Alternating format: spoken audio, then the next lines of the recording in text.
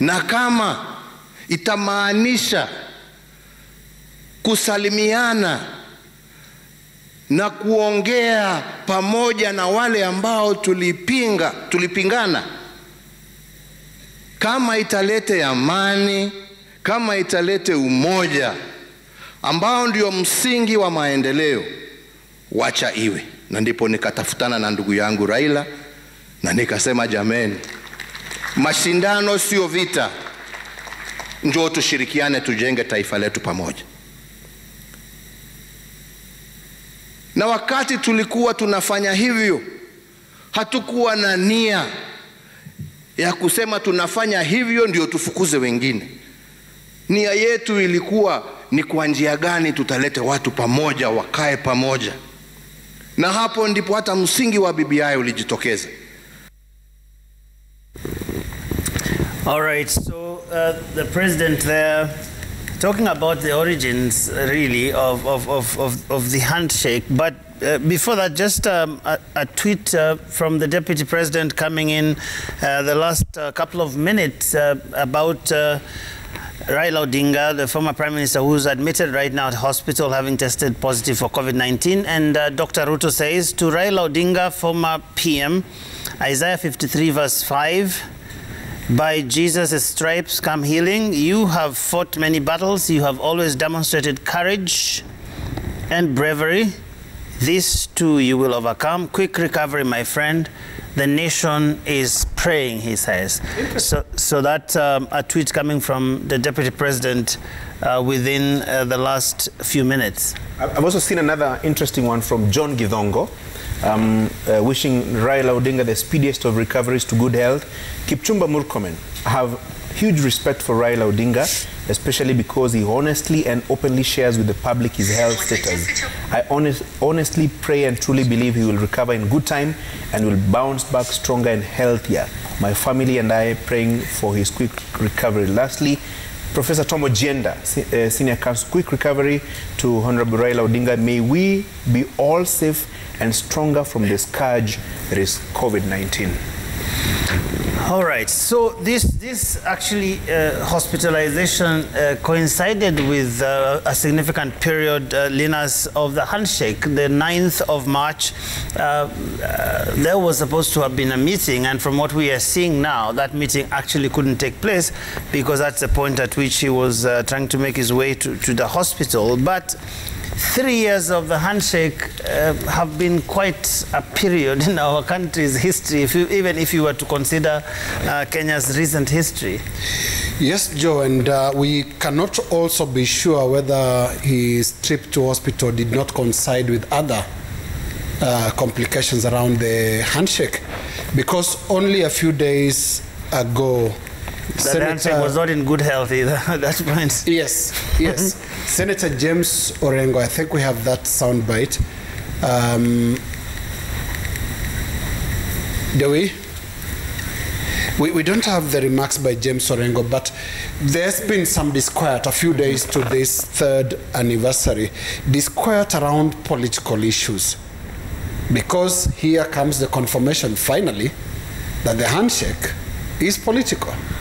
There's been a lot of denial, you know, saying that the handshake is not about 2022, it's not about political power. It is. What else can it be about? We all know very well that the currency of political deals is power, is political power, and that is what was definitely going to be the trading currency within the handshake here. Raila Odinga's supporters, it should be admitted, must have interpreted from day one that the handshake would translate to some political gain. Because let's remember, President Uhuru Kenyatta is not contesting the presidency next year. He's heading into retirement. So I think it is perfectly legitimate to expect that the support base of Raila Odinga was expecting a form of a political alliance with the Uhuru side, whichever that is. Because this is how we've done it in a number of seasons in this country. Joe, if you remember the 2005 referendum, when the Orange team won, they did not go back to their parties. LDP, people did not go back to LDP, and there are some in Kanu that also left Kanu and now formed a new organization political party called the Orange Democratic Movement. Because this is how we've been doing things here. One process gives birth to another. Because we do not really, and we keep saying this all the time, we don't have a lot of faith in political parties. They are very temporary vessels. So the handshake is a bigger party and a stronger political formation than ODM of Raila Odinga and than Uhuru Kenyatta's Jubilee. That's how they see it. Wow. I think something that Linus has said about how Raila supporters look at this whole handshake vis-a-vis what the president's supporters look at it. I could say it in Swahili, ni kama fumbo, really. Because BBI, remember the 9 points? It's supposed to sort out the issues that we all, post-election violence that we see, corruption, lack of a national ethos, all these things. Yeah, deal with what we call the winner-takes-all thing. And then, but handshake, as he said, is also political, yeah, because now the Raila Odinga supporters, in my opinion, seem to think that because the president has held Raila's hand the past 3 years, he'll continue holding his hand in the 2022 elections, and that's how it's going to be. But I think on the other side, with the president's supporters, I think for them, they see Raila is the same person who was their main opponent during the last 2 elections, and he really gave them a run for their money. And I think the same person that we went through so much with is someone that we have to think about working with again in this journey that is coming in 2022. And I think for them, some of this question that they're asking is what exactly was this handshake? Because maybe they're thinking it's just BBI. Remember the 41, the letter that was written by the 41 legislators in Sagana? They asked all these questions. What is this? They asked about Raila. They asked about BBI. They asked about 2022. There are a lot of issues that they're asking about what exactly is this agreement that you guys have in the handshake. For Raila supporters, it's like having everything in one basket. You cannot separate the maize from the beans, ya githeri, because all this together iko pamoja. 2022, amani, dealing with ghasia za baada ya uchaguzi, BBI, Raila 2022, everything is in one basket, vis-a-vis what the president's supporters maybe think that maybe this handshake is just one thing, which is maybe just the BBI. But a lot of them also, I mean, when you talk to them, they will say, for example, that a lot of Raila supporters say, I mean, they've been out of government for as long as some of them have been alive anyway, and therefore, for this period of time, the sentiment you hear is that whatever happens at the end, we really don't care. But at least for this period of time, there are certain things that people discuss with government, like you can call, some of those MPs who say, you know, for the first time I can call a cabinet secretary and they'll pick my call. I can go to they can give me an appointment and I'll go and explain something about my constituency and they will be able to fix it. And there are a lot of things that many people believe have gone that direction in terms of development projects as a result of this. But I think also there is something that has to be laid on the table, that this is something that was going to happen. This conversation about what this truly means was going to happen at some point. I mean, because the election is drawing closer, and whenever the election is drawing nearer, political temperatures rise because people are trying to place themselves. You're trying to figure out this field and saying, okay, which side looks stronger than the other? And people try to fix themselves wherever they think, you know, the wind is blowing, as it were. And I think that's what we have right now. Absolutely. And you see, eventually, at any given time, one of the realization that everyone can easily make as a result of the March 9th, 2018 handshake was that it totally changed the country's political environment. Many things changed as a result of that handshake. And so when you see, for example, those who raise questions about how the politics have changed, there was obviously going to be some disquiet from across the political divide. Those who were in Jubilee originally were going to be upset with the new environment. That, for example, some were cautious that the entry of a new partner in this arrangement was going to dislodge them. But on the other hand, the whole question of how the next general election will look like was obviously going to be on the table. And so it is highly unlikely that you will hear Honorable Raila Odinga or President Uhuru Kenyatta talk about any disquiet in the handshake. But you will hear a lot of it from their lieutenants. Because when you hear James Orengo, the senator of Siaya, speak, he carries with him some weight. When you hear Junet Mohammed speak, he carries with him some weight. And on the other hand, when you hear some other leaders who are close to the president speak, David Murathe, the vice chairman of Jubilee, and other leaders, when you hear them speak, it's not idle talk, so to say. And it's also important to look at the target of the accusations of undermining the handshake. All these accusations were directed at the principal secretary in the office of the president. This is a strong pillar in the president's team, so to say. So when you see those salvos directed his way, it tells you there's something. And I think it is important to try and find out what could be the reason. Why is there a quarrel? And the first quarrel that we had was about the management of the BBI process. And you hear that there's undermining, there's scuttling, there's even hijacking of the process. And immediately I got to reason that there's probably a scramble for resources here, because truth be told, BBI is a big money business. It's a big money issue. And so when there are allegations or feelings that certain resources are not going a certain direction or as they were probably expected to, then you will see some disquiet. And I think that was the first trigger of this process. When you hear this use of provincial administration as opposed to the use of politicians to market the document, what does that tell you? It tells you that, one, there's some influence that is being looked for in relation to selling the document, while at the same time there's talk of some resources that are being used to sell the document. And look at it. If you give a politician resources to sell the document, they will sell the document, not only the document, but also sell their candidature for whichever position they are looking for once whatever is proposed in the document is achieved. So it's a double-edged sword. And for the provincial administration, they will always look at, one direction, so to say. So this friction that you see, I think has something to do with resources, number one. And number two, the whole question of what happens after BBI. Because if we were to look at the schedule now, the schedule tells us that we may have a referendum by June if we were to go strictly by the schedule. So the question is, so what happens after the referendum? What happens after the referendum is coalition building for 2022. So if there is a feeling that so-and-so does not support the candidature of Raila Odinga, or so-and-so supports the candidature of Raila Odinga, or the candidature of Musalia, or the candidature of whichever member of the political team that we are talking about, then obviously you're going to see pairings and groupings. And therein lies the whole question of what happens after the BBI process. Yeah, and we could just say this, Joe, as well. I think we have not, in recent memory, seen so many balls in the air in the Kenyan political landscape like we are seeing today.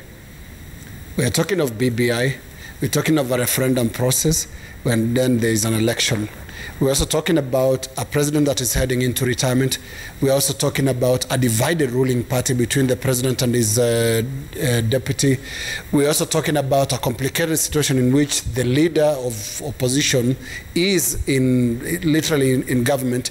There are so many balls in the air right now that it'll be very, very interesting to see. Including the split in NASA within the handshake arrangement. Exactly. Those are the new, and you can actually, there are 4 balls out there as well that are now in the air, because the new split in NASA is bringing in another factor.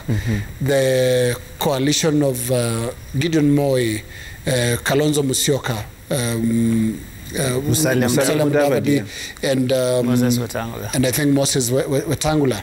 We're also going to have to watch what is that about and where is it headed. All fit everything, fit all that into 16 months. And there's something else you need to throw in there, and that is the IEBC, depleted.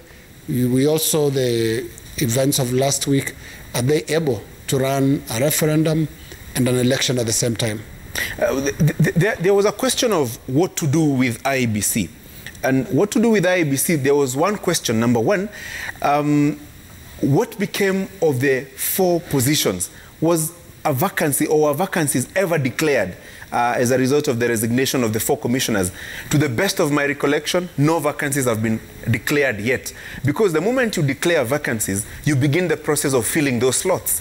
You remember, for a long time, we didn't have a mechanism of replacing commissioners at IEBC because the law that was being used had already lapsed, so to say. You remember that structure that had been arranged by that political team that was meeting at Windsor? That arrangement ended. But now we have a law that clearly outlines how IEBC commissioners will be recruited, how the selection panel will be constituted, and so on and so forth.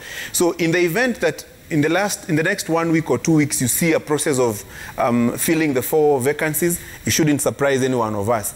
But now the question will be who becomes the commissioners and what will be the procedure, what will be the interest therein in recruiting these 4 commissioners.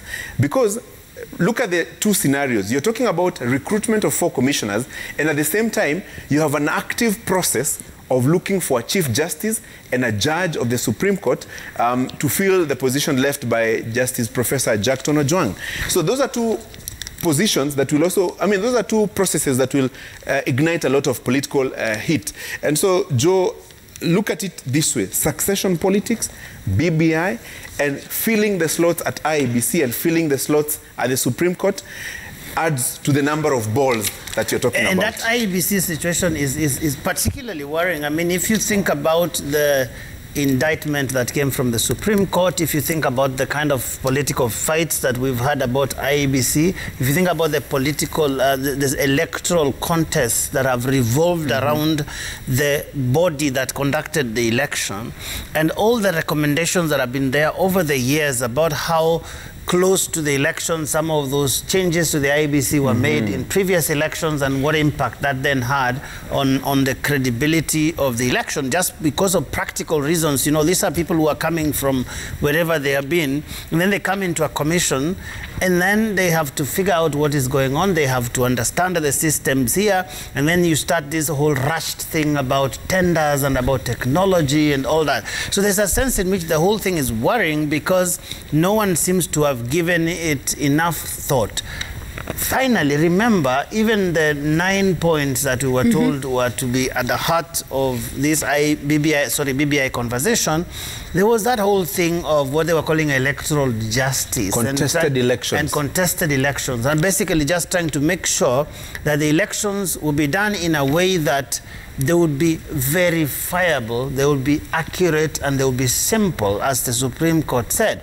But we haven't seen that conversation, and I'm not too sure that even the BBI as currently drafted actually addresses issues that will make the elections more transparent and therefore more believable.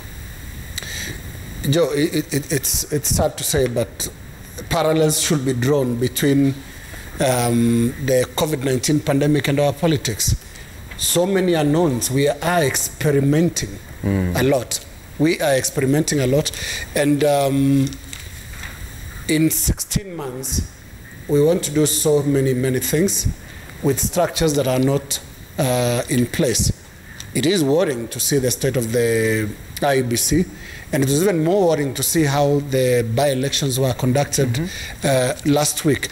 We are not sitting in a good place because institutions don't seem to be strong enough. We are in the process of replacing a Chief Justice, and after that, we are going to have another whole debate about what should happen with the judiciary. And if the BBI bill passes, then we're going to have a very difficult discussion as well about implementation and about a changed political landscape, adding new seats to Parliament, and Those are 70 new parliamentary seats. So we have so many things going on, and all within a very, very short 16 months. But I think there's one more thing, because we need to take a short break before we come back. But before that, there is this question of BBI and the country's politics. I mean, there's no denying the fact that BBI came and changed our politics completely. If you think about some of the balls that Kaikai was talking about, if you think about whether it is the president's side, whether it is the deputy president, whether it is this whole NASA thing that is also unraveling in front of our eyes, there is a sense in which all of these things have been triggered by that thing that happened on the 9th of March 2018. Absolutely, and we will continue to experience a lot of these situations. Even closer home, look at the by-elections that we saw last week on Thursday in Kabuchai and Matungu. You would have a challenge convincing anyone that it was just about those elections, just about getting replacements for the fallen MPs in Kabuchai and Matungu and the MCAs in the respective wards. You would have a problem convincing anyone about it. Look at how viciously Ford Kenya and ANC fought in the Western Kenya. Tells you something. Look at the contest in Nakuru, for example. Tells you something that already we are in a discourse about 2022, even as we do anything else. And that stems from the handshake all the way. And so you will continue to see a lot of ramifications. And would you want to convince me that even the appointment and the recruitment of new IEBC commissioners will have nothing to do with the handshake at any given time? Obviously, the handshake will creep in the recruitment of the IEBC commissioners, for example. And so quite a number of things that you see today have a relationship with the handshake. Even what you see in Parliament today. Did you see the public participation sittings by the joint legal affairs committees? You could tell. I mean, you could clearly see what was happening. Yeah. Look at even the impeachment of former governor of Kiambu. Look at the impeachment of former governor of Nairobi. You see the handshake all over. So quite a number of political activities that you see in the country, look at them from the lens of the handshake. And as we take a break, Joe, I think the elections in 2022 are unique in their own way. We don't have an incumbent. We have all these other factors in the air, that the one who's actually just clearly said they're going to run for the president is the deputy president, who is not in good terms with his boss, who is the president, who seems to be supporting the other guy.